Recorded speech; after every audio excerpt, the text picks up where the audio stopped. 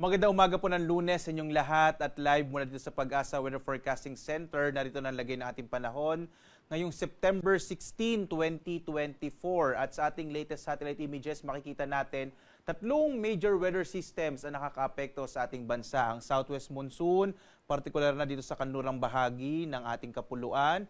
Meron tayong low pressure area na sa may silangan ng Northern Luzon at gayon din ang isang bagyo na nasa labas ng Philippine Area of Responsibility na may international name na Pulasan. So unahin natin itong low pressure area na nasa may bahagi ng 400 km silangan ng Tuguegarao City sa Cagayan o 385 km east-northeast ng Kasiguran sa Aurora.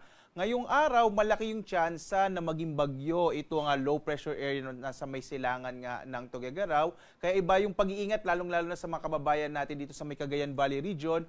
Kapag naging bagyo po itong low pressure area na ito ay magtataas tayo ng tropical cyclone wind signal, partikular na dito sa may bahagi ng Cagayan Valley region. Asahan natin ngayong araw malaking tsansa ng mga pag-ulan, lalong-lalo na sa area ng Northern Luzon, ito area ng Cagayan Valley kasama itong bahagi ng Aurora at may mga pagbugso rin ng hangin habang lumalapit kasi inaasahan natin na posibleng lumapit sa bahagi ng ating kalupaan itong low pressure area na maaaring maging bagyo sa araw na ito. Ang susunod natin, itong bagyo naman sa labas ng Philippine Area of Responsibility na mayroong international name na Pulasan. Alam niyo po yung Pulasan, ang ibig sabihin niyan, isang uri ng prutas sa bansang Malaysia. So bansang Malaysia yung nagbigay nitong pangalan na ito dito sa may bahagi ng ating lugar. At ang huling lokasyon nito as of 4 a.m. may higit 2,000 kilometro east-southeastern ng Luzon. Wala pa itong direktang epekto sa ating bansa at base din sa ating track na ipapakita ko mamaya, malit naman yung tsansa na ito ay lumapit sa kalupaan natin at posibleng sundan lamang niya yung track kagaya ng Ferdy. At ito rin ay maaari ding magpalakas ng habagat at ito yung ikatlong weather system na nakakaapekto sa ating bansa. Makikita po ninyo, malaki yung tsansa na maulan ng panahon ng mararanasan sa malaking bahagi ng ating bansa, dulot ng southwest monsoon o habagat. At idagdag din natin yung epekto ng low pressure area, kaya makikita nyo halos maulap na kalangitan ang makakaapekto sa ating bansa na may mga pag-ulan mula katamtaman hanggang sa kuminsan ng malalakas na mga pag-ulan. Lalong-lalo na sa may area ng Western Visayas at Mimaropa, ang iba pang bahagi ng Kabisayaan, Southern Luzon at gayon din sa may bahagi ng Northern Mindanao ay patuloy na makararanas din ng mga pag-ulan, kaya iba yung pag-iingat sa mga posibilidad ng mga biglaang pagbaha at pagguho ng lupa. Sa Kamaynilaan naman, medyo maulap na kalangitan din ang mararanasan, gayon din sa Central Luzon at iba pang bahagi ng Luzon. Maliban dito, wala na tayo iba pang minomonitor na low pressure area sa loob at labas ng Philippine Area of Responsibility.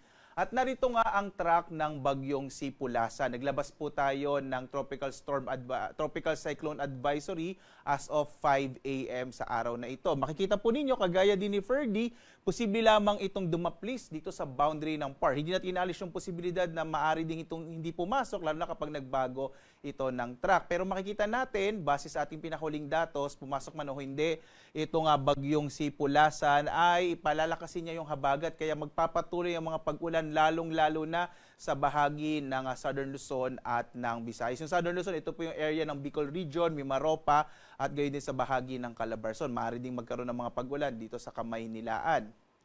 At posible dito lumabas ng Philippine Area of Responsibility kung papasok man ito araw naman ng Miyerkules. So yung bukas, Tuesday hanggang Miyerkules, ito yung nakikita natin na duration ng pagpasok at paglabas ng bagyong Pulasan. Ang magiging pangalan ng susunod na bagyo, kung sakali man pong itong Pulasan yun or yung low pressure area na sa may silangan ng Tuguegarao ay Hener. Ang susunod naman po kay Hener ay Helen. So ito po yung mga dalawang pangalan ng mga bagyo na magiging pangalan po ng bagyo dito sa ating bansa, Hener at Helen.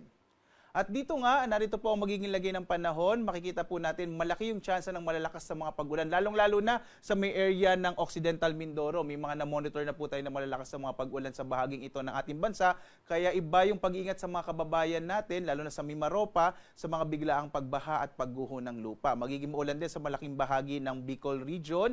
At samantala, katamtaman hanggang sa malalakas yung mga pag-ulan na maranasan sa malaking bahagi ng Luzon, ng Northern Luzon, ng Central Luzon at gayon din dito sa Kamaynilaan. Today, medyo maulap na kalangitan ng mararanasan sa Kamaynilaan na may mga kalat-kalat ng mga pag-ulan, pagkidlat, pagkulog. Agwat ang temperature sa Lawag, 26 to 31 degrees Celsius. Sa Tuguegarao, 24 to 30 degrees Celsius. Sa Baguio, 17 to 23 degrees Celsius. Sa Kamaynilaan, 25 to 31. Sa Tagaytay, hanggang 29 degrees Celsius. Habang sa Legazpi, hanggang 29 degrees Celsius. Malalakas na mga pag-ulan din ang mararanasan sa malaking bahagi ng Palawan sa araw na ito. Agwat ang temperature sa Calayan Islands, 25 to 30 degrees Celsius. Sa Puerto Princesa, 25 to 30 degrees Celsius. Maulan din na panahon ang mararanasan sa Western Visayas at Negros Island Region, habang kalat-kalat na mga pag-ulan ang mararanasan sa nalabing bahagi ng Kabisayaan. Ito ay dulot ng southwest monsoon o habagat. Agwat ang temperatura sa Iloilo ay mula 25 to 29 degrees Celsius. Sa Cebu, 24 to 29 degrees Celsius, habang sa Tacloban, 27 to 30 degrees Celsius. Malaking bahagi din ng Mindanao ay makararanas ng maulap na kalangitan na may mga pag-ulan dulot ng habagat, habang sa area ng Davao Region, mga isolated o pulupulong pag-ulan, pagkilat, pagkulog naman sa hapon hanggang sa gabi ang maaaring maranasan ng mga kababayan natin sa bahagi ng Davao Region.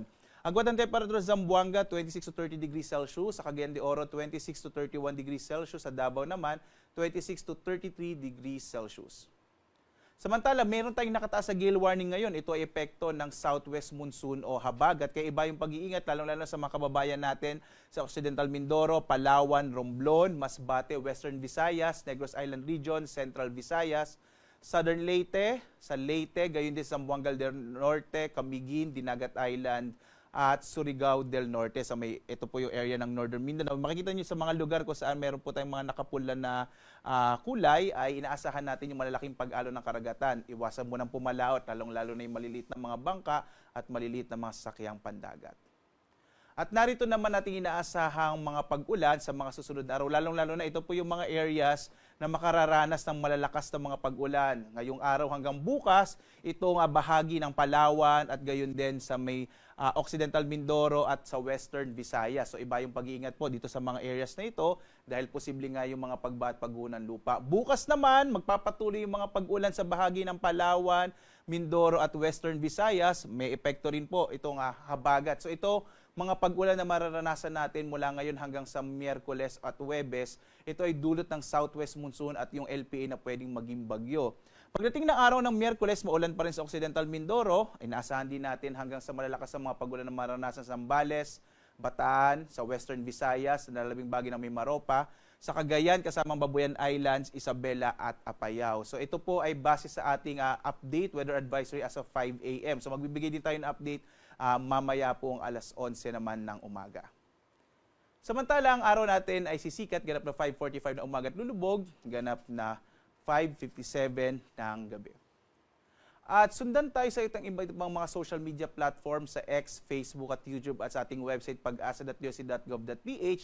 Lalo na at may minomonitor tayo na low pressure area. Inulit ko po, posible itong maging bagyo ngayong araw. At kung sakali itong maging bagyo ay magbibigay agad tayo ng 11 a.m. update mamaya. At live mula sa Pag-asa Weather Forecasting Center, ako naman si Obet Badrina. Maghanda tayo lagi para sa ligtas na Pilipinas. Maraming salamat po, hanggang sa muli.